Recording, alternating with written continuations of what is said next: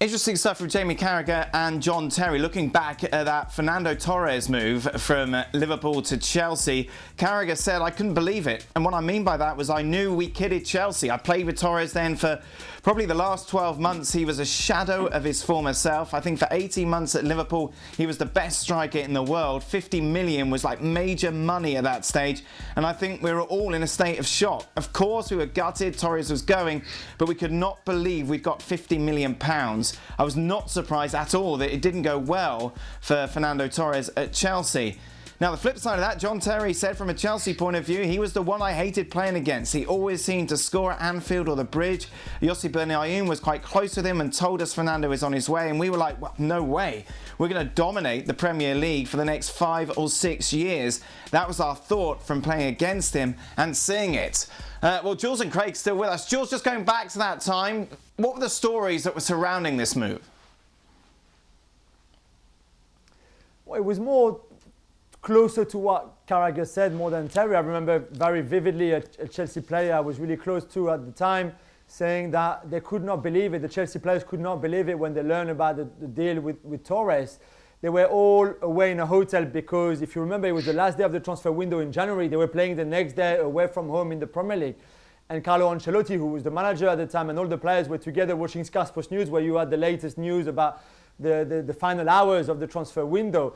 And they were all gobsmacked to see coming up on the screen that Torres was coming to Chelsea. One, because Carlo Ancelotti knew nothing about it. There was not a moment where someone at the club, sporting director, Marina Granovskaya, Roman Abramovich, whoever, actually asked Ancelotti if he thought it was a good idea, even if he wanted Torres at the club. And then even the players were gobsmacked more because, like Carragher explained, they all knew that Torres was way at a level way below the one that he was at his peak at Liverpool. Are you surprised by John Terry's comments, Craig? I'm quite amazed by John Terry's comments. Look, a couple of things here. You know, Liverpool didn't kid Chelsea. People at Chelsea, whoever they were, made an absolutely atrocious decision. And secondly, John Terry, apart from playing against Fernando Torres, couldn't have watched Liverpool in the last 12 months because it was clear to see that Fernando Torres had a massive problem, whatever it was. Look, you know, I've been on record on our show, Dan, going along the lines of what Jamie Carragher was saying. John Champion and myself covered his first game for Liverpool away at Aston Villa. And it was a wow moment for me watching that man's performance. And as Jamie Carragher said, for 18 months after that, and I don't disagree, he was the best striker on the planet, the best natural striker on the planet. But something happened after that. Confidence, injuries, whatever it was, but he just wasn't the same player. Now, I was at Stamford Bridge many a time during Torres' time at Chelsea. Most of them he was coming off the bench. And I saw, because of the commentary position at Chelsea in the main stand, I saw the supporters around about us, the reaction when he came on, when he tried things, when the ball was bouncing off him, when he tried to take it on a dribble and he was almost falling over the ball. It just wasn't the same guy. And quite frankly, like Julien, when the announcement was made that they were signing Fernando Torres and the price tag was 50 million, everyone that was in the broadcast industry, or almost everybody, was absolutely flabbergasted. Craig, have you ever been in a situation where a club has brought in a player and you knew instinctively, or you knew even before he arrived, that he was past his best, that this was a mistake? Yeah, it was when Derby County brought me in, to be honest. But it's hard to, you know, players come in that are, you know, past their best, like Ruud Gullit. I mean, not name dropping here, but Ruud Gullit came into Chelsea and he was a former World Player of the Year. But he clearly, well, I think 34 or thereabouts, was past his peak, but he still had plenty to offer. And I think the big point here is, was how much did Fernando Torres have to offer Chelsea? Now, he did have some success, but I think, you know, less than a goal in 5 games is not 50 million worth of money. And so ultimately it was, particularly back then, you know, 50 million was a heck of a lot of money. It was money basically thrown down the drain in a very important position in the Chelsea team. And it also put Carlo Ancelotti, I think, in a very difficult position. How did Chelsea get it so wrong, Jules, when it seemed to be apparent to everyone who was around Fernando Torres?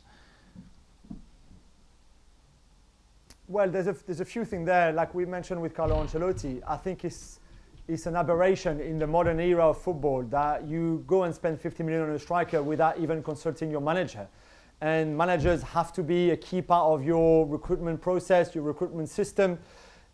Even if you just ask him what kind of position he's looking for, reinforcement or strengthening in squad, even better, what players he wants exactly, and then you go and get the players that he's asked you to get. Or at least if you can't get the number 1 name, you get the number 2 name, which is a very similar profile than the number 1 name. That was not the case. That was not the case. And I'm not even sure how much Fernando Torres really wanted that move either, to be fair.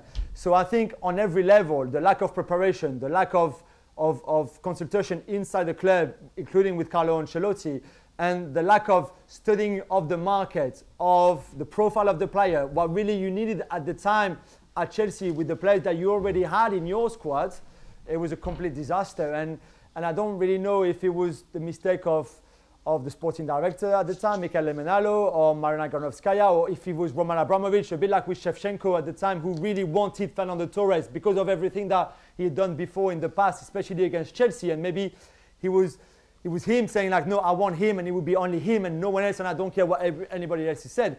But clearly it was a huge mistake from the beginning until the end.